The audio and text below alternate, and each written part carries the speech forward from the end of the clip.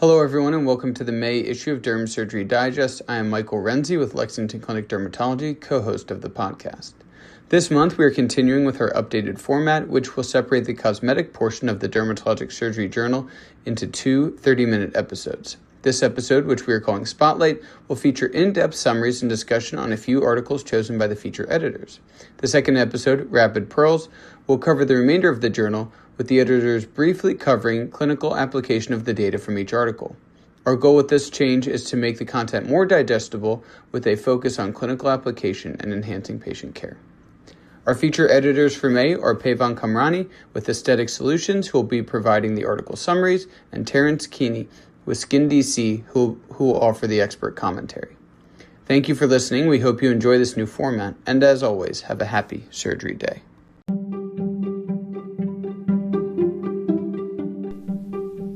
Everybody, welcome to the DermSurgery Digest podcast. My name's Kamrani, a dermatologist practicing in North Carolina, and this month's feature expert is Dr. Keaney. Dr. Keaney, would you like to introduce yourself? Hello, everyone. I'm Dr. Terrence Keaney, board-certified dermatologist in the greater DC area. My practice, Skin DC, is based in Arlington, Virginia, and I am a practicing dermatologist with a focus on cosmetic dermatology and hair loss. Wonderful. So today we'll be discussing the May 2026 issue of the Dermatologic Surgery with the focus of cosmetic and general dermatology, and we've selected a few high-impact articles for our Spotlight segment. Nickel secretion and allergenic potential of cosmetic microneedles, with first author Sarah Wrigley and senior author Walter Leszewski. Our first article is an original study that addresses an important clinical question. Does cosmetic microneedling devices actually release nickel in the clinically relevant amounts, or what does this mean for patients with metal allergies? So they tested 52 used cartridges collected over 3 clinical practices covering 5 different devices. They used 2 methods, the dimethyl glycosamine spot test, which detects free nickel release, and a scanning electron microscopy to look at structural damage that may explain nickel release. None of the manufacturers would provide unused cartridges to serve as a control despite multiple requests. 3 out of the 5 devices released nickel. Morpheus 8 at 22 to 48%, Scarlet RF at 86 to 93%, and Silfirm at 40 to 60%. Vivance and SkinPen did not release any detectable nickel. The electron microscopy findings demonstrated that every single needle from all 5 brands showed cracks and fissures and blunting after use. Structural damage did not correlate with nickel release. The mechanism is likely friction-induced release during rapid repeated skin penetration. Now are more of the unexpected findings. 4 out of the 5 devices plated their needles with gold. Only Silfirm confirmed 24 karat, and the others would not disclose how much gold was used. This is clinically relevant because gold is not hypoallergenic. In the 2019-2020 North American Contact Dermatitis Group, 5.9% of patch test individuals were allergic to gold. The authors call to action a prospective study comparing dermatitis and healing times. So, Dr. Keaney, this was a very interesting study and raised concerns I have never even considered. Do you offer microneedling in your device? And if so, have you seen similar complications? So yes, I mean, this is a fascinating study. So I do offer microneedling. And what's important here, which I think the study sometimes didn't tease out, is there's like kind of 2 classes of microneedling. There's just classic microneedling where the needles just go into the skin and there's no heat or energy being delivered. And in this study, the only device was the skin pen device. And the skin pen did not release nickel. So there's kind of classic microneedling with only just the needles creating a controlled kind of mechanical injury, and then all the other devices in this study were what we call microneedling and RF, where there's a needles that go into the skin, so you're still creating that mechanical injury, but then you're running a RF, which I describe to my patients. You're running a current and creating heat. Now the heat can just be at the tip of the needle, or the heat can generate throughout the needle or in between the needles, depending on the device. So I think that kind of so microneedling is a broad category. There's just microneedling without energy or RF, and there's microneedling RF. So I actually offer both. Just classic microneedling. We have the skin pen device, and then microneedling with RF. We actually have the Morpheus. So I have two of these devices. What I find is fascinating is I did not think of contact dermatitis as a potential side effect. So I'm going to be updating my consent form, but it's something that we got to think about. I'm fortunate we've done a lot of this. I have not seen this, like a itching or irritation afterwards. Because the first thing, if I would think after this device is you are breaking the skin. I think the first thing I would be worried about if a patient was experiencing this would be infection, right? A patient becomes persistently red and irritated. And fortunately, in my hands, we have not seen much infection. There are other side effects that we worry about, but this has become one of our resurfacing options in our practice. There have been a lot of maybe negative press on RF microneedling in the media after a recent FDA issue with it. How do you counsel patients when they bring up that concern to you? Yeah. So, I mean, with the whole microneedling category, I think when it first got to the market, the idea is you're creating a controlled injury to the skin to try to initiate the wound healing response with the idea that the patient will then build more collagen and elastin. So it's in the kind of the resurfacing bucket of which, fractional non-ablative, ablative lasers kind of fall into the, different technologies that we use to essentially trick the skin to make new collagen and elastin. The FDA warning was mostly with these RF devices because with needles, you don't have the limitation of depth of penetration. So most lasers, you have photons of light. These photons cannot go, you can't tune to like 4 millimeters or, Mhm. and so what I guess a lot of the manufacturers thought, we have this unique delivery to deliver RF energy, and we could potentially deliver it deep by adjusting needle depth. And so not only did they go into like, all right, this could be a potential technology for skin rejuvenation, but could we actually go even deeper to create skin tightening? And often when you think about skin tightening, you think about potentially can we get down to the SMAS? Can we get down to deeper structures to tighten? We've never adopted these procedures, even though we have these deeper depth needles or settings that we could use. We've never used these as a tightening technology. So we've limited our use of our microneedling RF purely for skin rejuvenation. And, in that category, skin rejuvenation, it has some advantages, particularly if you have the insulated needle and the tip of the needle is only heating. You're able to deliver heat without at depth, avoiding heating up the epidermis, which is a concern with patients with more pigment in their skin. From a tightening perspective, I think where the FDA kind of came out with a warning is you go down to 4 millimeters, 5 millimeters, you think you might be getting the SMAS, but there's no imaging. You don't really know the depth. So you're almost like firing these needles blind deep, then heating up the tip of the needle. And often when you're going deep, they're telling you to use higher energy. So you're creating this big thermal injury deep. And if you're not to the SMAS, you're too superficial, you're in the subcutaneous fat, you could destroy fat. So this is where patients start talking about melting your fat, which obviously with aging, we don't want to accelerate the fat loss that leads to volume loss. So I actually, agree that there is a definitely concern, particularly when using these deeper settings for skin tightening. I think these have a place, the microneedling RF, particularly in patients with more pigment in their skin, for skin rejuvenation with shallower depths. But I applaud the FDA for kind of piping down on that. And then the problem is a lot of these devices are in med spas, practices that do not have good physician oversight because lasers, have their own. So I think a lot of practices think, oh, it's not a laser, it's just microneedling. It's just a souped up microneedling device. Yeah, I can give it to someone who has no idea what they're doing, and they're just going to crank up the depth, fire a Mhm. lot of energy, and create side effects. That's great. Yeah. And the pearl you had shared about adding it to your consent form is great. I wrote that one down for myself. Okay, moving on to the next article. Analysis of filler spread, facial retinaculum plays a prominent role with first author Leonie Shelkey and senior author Peter Feldhaus.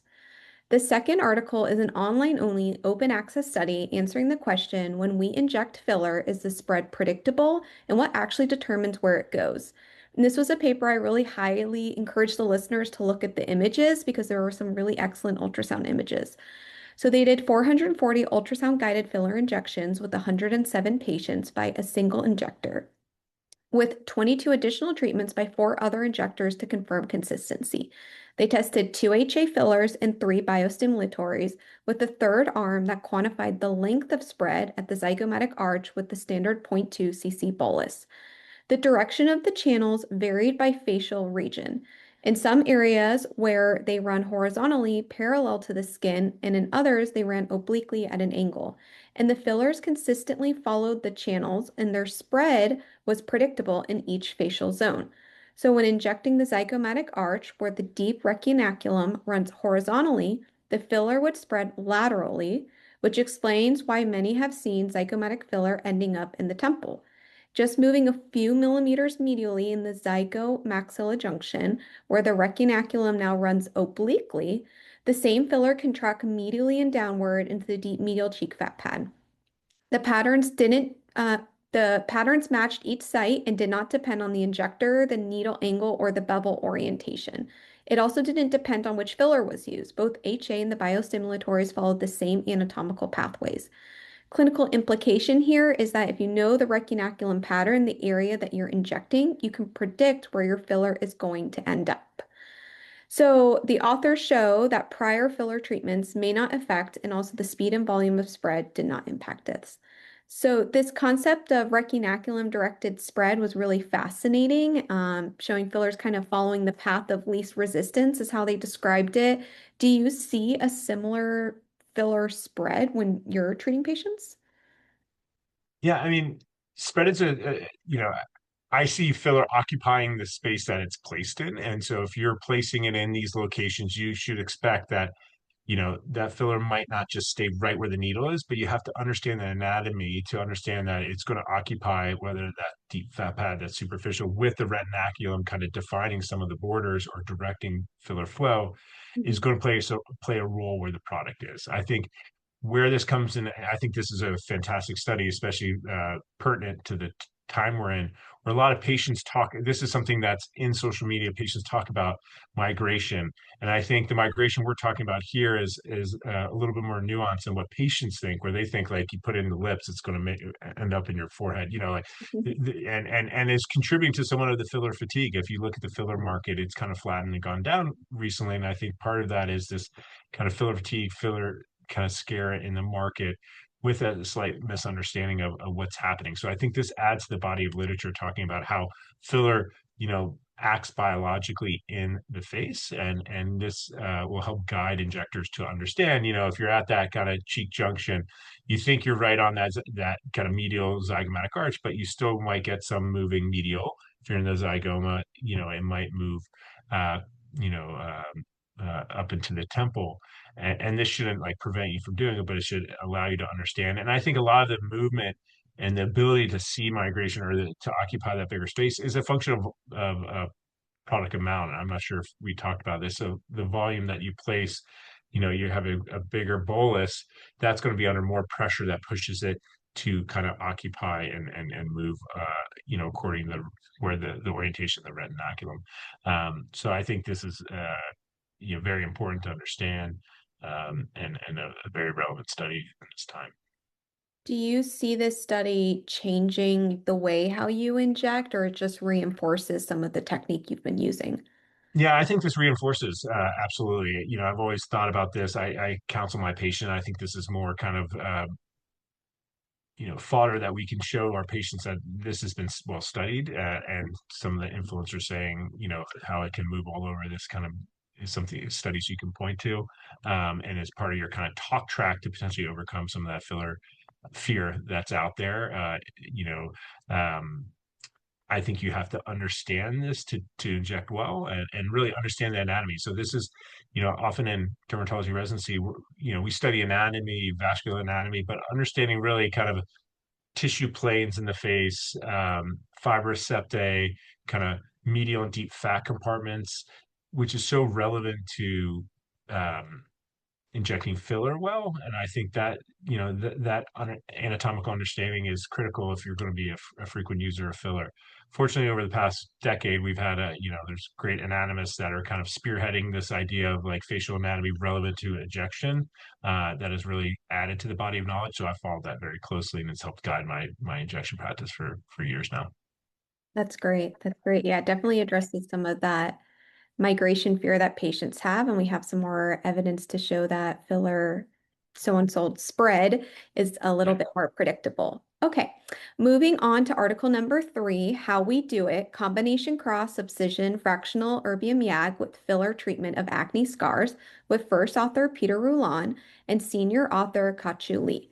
So this was a third article looking at how we do it, which described combination approaches of acne scars with the retrospective outcome of 49 patients. The patient population is worth highlighting because 24% of the patients were Fitzpatrick 4 or higher. The protocol had 4 steps performed in a single session under 1 hour. Step 1 was an 89% carbolic acid cross applied with the fine tipped brush in a ring pattern around boxcar scars and directly inside ice pick scars. The carbolic acid draws in water in the treatment area, producing some edema, which the authors describe as synergistic with the erbium YAG to follow. Step 2 was subcision of the rolling scars using a 10 millimeter cannula with tumescent anesthesia through a single entry point in the sideburn with the fanning technique. Step 3 was 2 passes of the fractionated ablative erbium YAG with the ALMA laser, 2500 millijoules per pulse 7x7 pattern and 100 microns depth, with wet gauze abrasion between passes. And the last step, which is optional, is a filler that can be used to help with atrophic concavities of the scars. Every patient improved by at least 1 point of the Goodman-Barron qualified grading scale, and on self-assessment, 38% reported significant improvement. The psychosocial scores also dropped dramatically, with patients feeling less self-conscious, feeling more attractive, and not as much worried about their scars. Complications were mild, erythema 10%, PIH 4%, but filler nodules at 25%, and enlarged scars at 9%. Recovery was 6 to 8 days. And the authors frame this as a practical alternative to full face phenol with the faster recovery and a single day treatment that can be used for fly-in patients. They also highlight that 89% carbolic acid cross causes less scar widening than TCA, so it's something important to keep in mind as well. So this is a really cool article. I got to see this video at ASDS when Peter Rouland presented it, but I know we can't talk about acne scars forever, but I just wanted to briefly get your idea on the combination approach. Do you follow something similar, and any other thoughts you have on this article? Yeah, I mean, we could spend a whole time talking about acne scars, but I think the key here is, they were treating kind of more challenging acne scar patients. And in those patients, they have, we like to classify acne scars, but in these more severe cases, they're often, you know, polymorphic and then having ice pick scars, box scar rolling. And as a result, combination therapy should be kind of the standard of care. Um, I do applaud them kind of trying to do all this in one setting. I think that when you're talking about a lot of different treatments, you'd be surprised how, if you can combine treatments, it makes it easier for the patients to kind of swallow, to commit to doing this. So, Mhm. we do adopt a combination approach. I don't actually use their exact, paradigm. Um, I love the tip in this article about using the carbolic acid TCA cross, excuse me, because I used to be a big TCA cross user, but I was underwhelmed and that the widening of the scars was an issue. So we've kind of moved away from that. But based on this, it does make sense. The edema, the water that it attracts, remember the erbium YAG, which we have, which we use, the fractionated erbium, is it's chromophore is water. So creating more water creates more chromophore, Mhm. essentially creates a greater injury. Uh, so we often stage ours in we do lasers or interventions, and then we will move to subcision and dermal fillers as step 2. Um, why we do that? Well, when you're number one is we want to build collagen as much as we can, so we want to create that kind of fractionated injury, fractional ablative for severe scarring. I think is ideal. Um, that does make sense to add the carbolic acid, but to stage a particular filler, you worry about, seeding the filler with bacteria, creating biofilm and getting these nodules, delayed nodules, hypersensitivity. So I worry when we're disrupting the skin barrier so much, you're creating access points for that filler to be seeded. That would be my concern doing filler at the same time. And you see that 24% nodule, stat, that is a little concerning, a little higher than I want. Now, that being said, when I do use filler for acne scars, you almost want to create it. You almost overcorrect and create I tend to use a soft product that I'm overcorrecting. So as it settles flat. But when I'm doing filler, that's when I like to do the subcision. I'd like to go under, because usually you're working on those kind of tethered deep boxcar scars. So you subsize underneath them. Then you've created a plane where then you can use filler to lift them up. And so that's why I tend to split like the energy laser devices first, Mhm. step 2 subcision, and dermal fillers. But this is a fantastic study with the pearl, the carbolic acid. Do you, when you are treating fillers for acne scars, are you doing this with the cannula or are you doing this with the needle? So I've done both. I tend nowadays to prefer the needle for a couple of reasons. I think I have a little bit more control. Cannulas tend to be longer gauge. Mhm. I am more superficial. I mean, the goal, the advantage of cannulas is safety in terms of avoiding blood vessels. But uh, when you're injecting acne scars, you're injecting very superficial. You're almost overcorrecting. You're almost trying to create a Tyndall effect to lift the skin Mhm. up, which when you're doing for aesthetic purpose, you're trying to avoid. But with acne scars, it's kind of the opposite. So there are blood vessels there, but those aren't the traditional blood vessels that we worry about creating a big vascular occlusion event. Like those aren't your facial artery, your angular artery. You're very superficial. Those are like so I feel like, that from a safety perspective, using a needle and having that control and really controlling making sure the bevel's up, because you really want to place that filler to prop the skin up, allows me greater control with the needle. And I subcise, subcision helps kind of define, and any important blood vessels you've disrupted, and then you create that plane to lift up the skin with the filler product. That's great. That's great. Okay, it's got me motivated to want to use a little bit more HA for acne scars. So, Yeah, it is something we really, and the key is, one key is, when you're seeing that new acne patient, you have to talk about all these treatments. The last thing you want to do is like, let's try laser, and then you get the results you get, but you're like, oh, but we can do something else. Sometimes the patients, it feels like you're trying to kind of take advantage of them and add on different treatments. So I explain everything in the beginning, like, this is my approach. This is step 1. This is step 2. They get the quote for the whole thing ahead of time, and so they can follow that plan rather than say, let's start with laser, because I think a lot of practices worry like, let's start with laser, see what we can get, and then we can move on to kind of phase 2. It is kind of packaged and sold as a package, but there's like 2 steps to it. oh, that's great. That's great. Yeah, I think and the plans shift, they change a little bit based on how people Yeah. And respond. the worst thing you say is like, after the laser, they're very happy. You got 75% improvement. I say, the end point is patient satisfaction. We could grade it as much as we can, but if you do a fractional erbium and say you add the carbolic acid, and they're like, and your eyes are saying, there's more improvement we can get, but the patient's extremely happy, and you see visible improvement, then you should be happy. And you can say, well, great, we don't have to do the filler, versus being like, patients wants more improvement. You're like, all right, now we had to have filler, but I didn't talk to you about this before, and they feel like you're kind of making up things and Trying to just trying to add take advantage on of it. as things go. Yep, Yeah. definitely, definitely. Great. Okay, well, thank you so much, Dr. Keaney, for your insights today. For our listeners, I hope you enjoyed and took away a few clinical pearls, and stay on the lookout for our rapid fire take on the remaining articles that will be available on the same podcast platform that you're listening to, or visit asds.net/DermSurge-digest for additional journal podcast content. Thank you so much for joining us. Bye, everyone. Thank you for listening to DermSurgery Digest, the official podcast of the Dermatologic Surgery Journal. To access these featured articles, author videos, and much more, visit journals.lww.com/dermatologic surgery. To learn more about the American Society for Dermatologic Surgery, visit asds.net.